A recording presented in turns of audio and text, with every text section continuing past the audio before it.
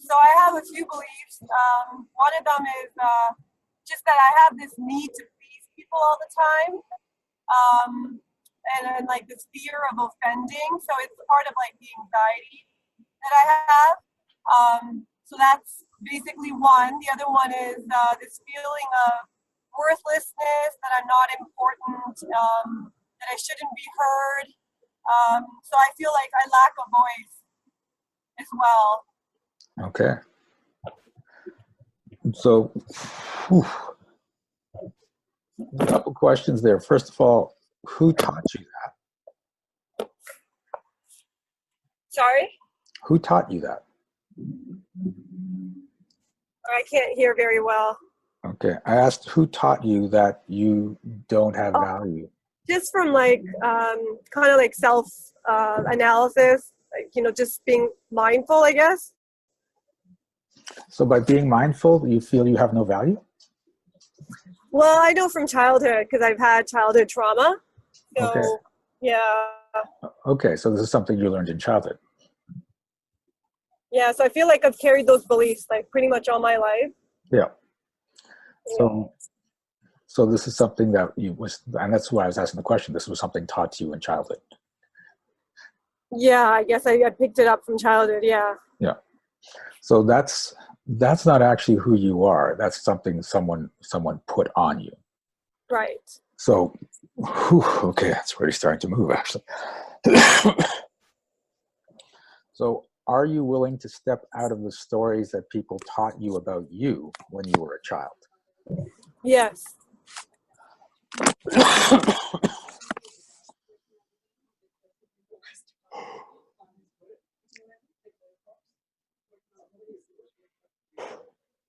Because here's the thing, when you actually get into self-reflection and see who you are, you have value. Everyone has value.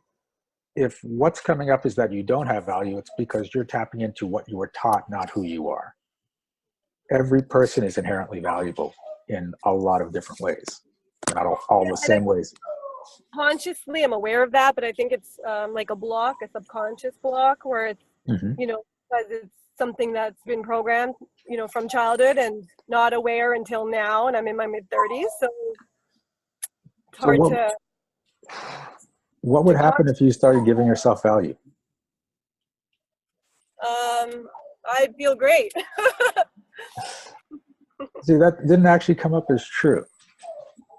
Oh, really? Yeah. That's interesting.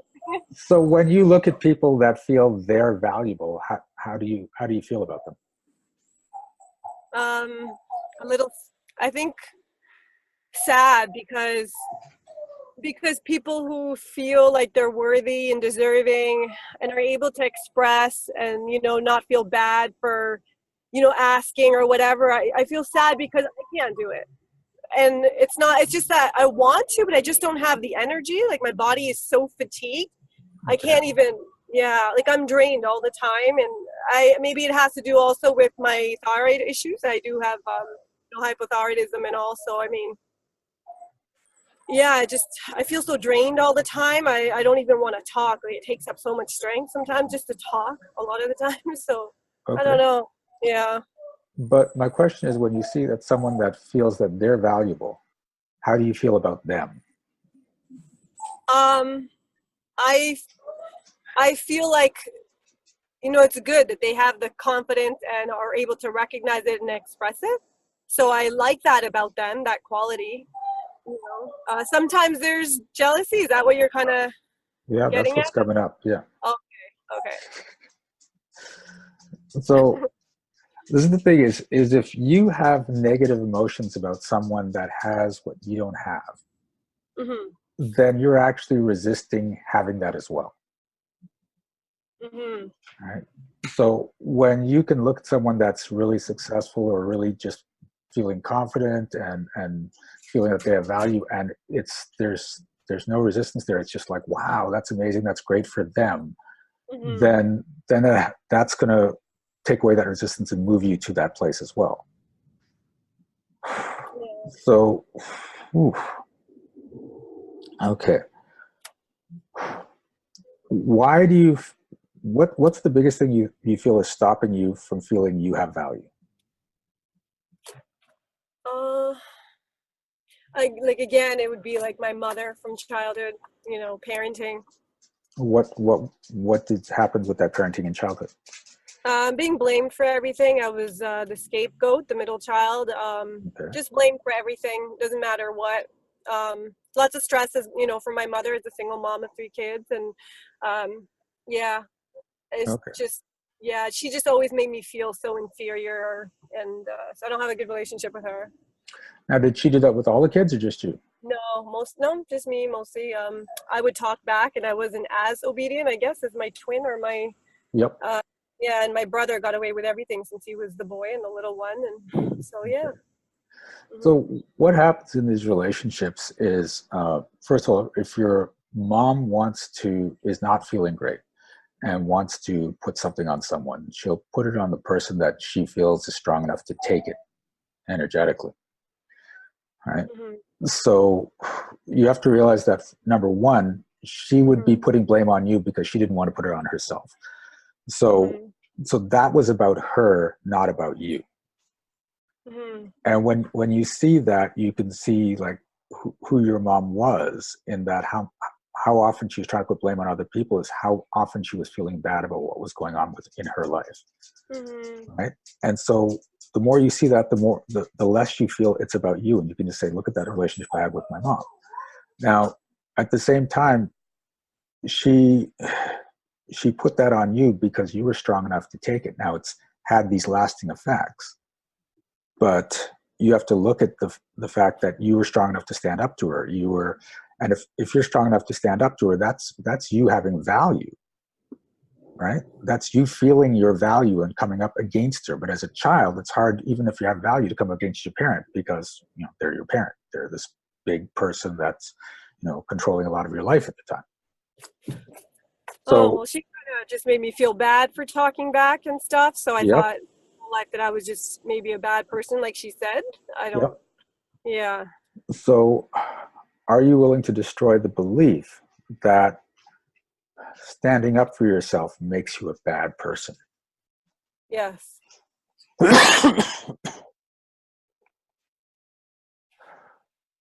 Are you willing to destroy the belief that you should just take what people give you in life?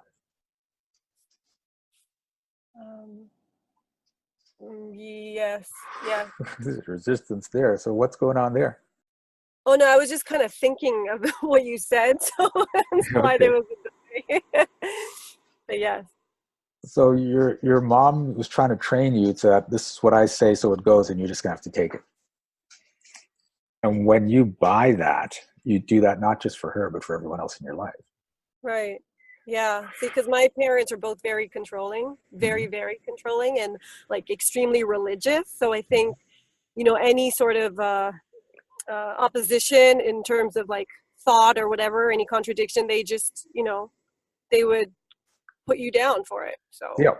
And mhm. this is the thing, is that someone that's self-confident, someone that feels that they have value, is open to other people's ideas and concepts and opinions, and willing to listen to them. But someone that doesn't have a high level of self-confidence and has structured their world around certain beliefs doesn't want to hear any outside things, because that could destroy the world they live in. Yes, exactly. Yeah. What they feel is the only way, or just, Yeah. yeah, the correct way. And so, yeah, they Okay. can't handle it. Yeah. So you want to look at your parents through that lens now, and see how they interacted with you from that point of view, because then it just becomes more and more apparent that you were just trying to be you, trying to stay true to you and in your value, and they were trying to fit you into what their world looks like. Right. Yeah. Okay. So the belief that you have no value because your parents taught you so or told you so, are you willing to destroy Yes. that? The belief that if you express your value, other people will hate you and fight you. are you willing to destroy Yes, yes, that's a big one. them?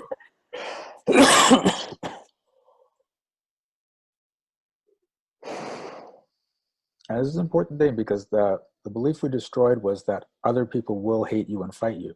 And the distinction there is some people may, but when you say they will, you feel everyone will, so that you don't Yeah. step into who you are. Okay. So, and are you willing to destroy the belief that in order to be accepted, you have to make everyone else happy? Yes.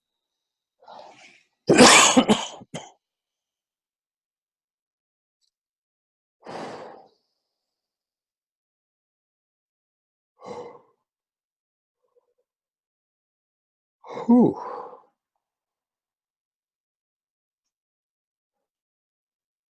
Okay. How's that feel? Better, worse, the same, or different? I there. Okay, you're Yeah. you're That tapping your almost. mute button on and off here. Oh yeah. Yeah. Okay, now it's off. Good. Try it again. Oh. Uh. Okay. Yeah. No, I was just saying that it almost felt like I kind of like almost felt the energy or something, like Yeah. something kind of through my body, upper chest especially. Yes. Yeah. That's the most common feeling people have. Oh, interesting. Wow. Cool. Yeah, feels good. All right. Okay. Is that it? So yeah, yeah. Does that so it's gone for good then? Ah, here's the thing. So when we shift these beliefs, they're gone. But for some people, they come back. And the two biggest reasons they come back, number one, is that once you start functioning from these new beliefs, other people get uncomfortable with you. Mm. And rather than let them get used to the new you, in order to make them comfortable right away, you bring back the beliefs. So you Oh. have to be willing to let everyone else be uncomfortable with the new you until they get used to you. Mm-hmm. Okay. The other thing is that you start being the new you, and then you get uncomfortable with the situation. Because sometimes, like if our life has been struggle, struggle, struggle, and we get rid of the beliefs, now there's no struggle.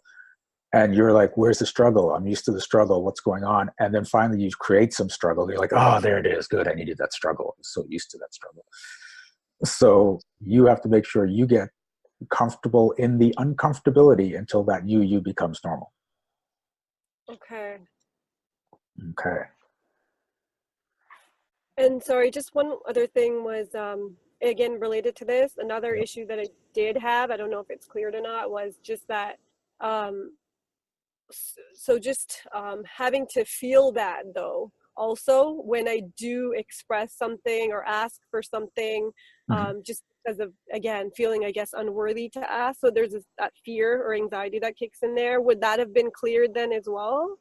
Or like even when someone says something to me, right, and Mm-hmm. I care too much what others think, and I guess we've cleared that, like Yeah. fear of offending. Yeah. And here's the thing. Stop giving a crap what other people think. Right.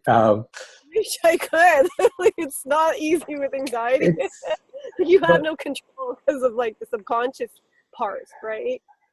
yeah, but you can teach yourself. So the first thing to do is when someone remember that if someone's putting you down or putting someone else down, Mm-hmm. they're coming from a place of low self-esteem for themselves, and in order to make themselves feel better, they have to put other people down. Mm-hmm. So if someone is directly insulting you, don't look at it as like, oh my God, they're insulting me. What do I do? How do I feel better? How do I convince them not to that I'm not this way? You look Mm-hmm. at them and go, wow, they must have such low self-esteem that they have to lash out at other people. So Mm-hmm. this is about them, not me.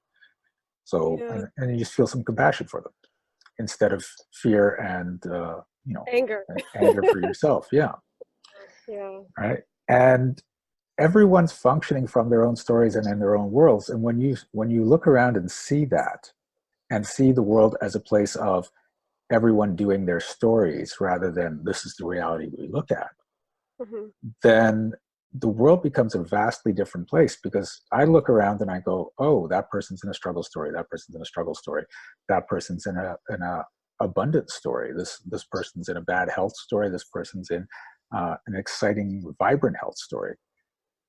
And you'll see that there's a lot of people that are sharing the same stories. And when you get millions of people sharing the same story, then we call that reality.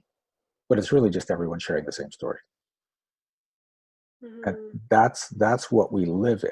And so the great thing about that is when you really get that, you can say, well, this is the story I want to live in. And you start to create that story, and other people look at you and go, what's going on? Because things start coming easily to you, or little sort of miracles start popping up, and you're living beyond their reality because you've decided I want a different story. Right? And this is what's happened to the people that have become really successful and really big. Is like I look at artists, especially. There's so many people that are in the story of the struggling artist. There are millions upon millions of millions struggling artists. That's the way it works. This is what you have to go through. And then there are some of them that I just did a YouTube video and that went viral, and now I've got a recording contract, and it's just a completely different story. So it's up to you. What story do you want to create for yourself? Ooh. Okay, and here's the thing that's coming up for you too. Don't create a story where you need to fit in. Okay, a lot of people have this thing. I want to have lots of friends and everything, and I want to fit in with everyone. But if you look at the really big, successful people, do they actually fit in, or do they stand out? They stand out. Yeah. So if you're trying and putting all this effort into fitting in with everyone and being liked by everyone and making everyone happy, you're not trying to stand out and be exactly who you are. And when you're willing to stand out, especially in a big way, your life changes dramatically. So are you willing to destroy the belief that you need to do whatever it takes to fit in? Yes.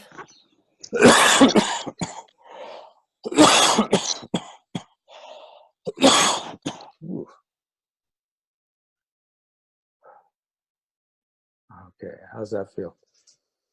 Good. Good. Okay. Hey, this is Shiraz. Thanks for watching this video. If you liked it, please remember to like and subscribe to our channel. And you can check out upcoming events at www.energeticmagic.com. And remember, be well, be aware, and be magical.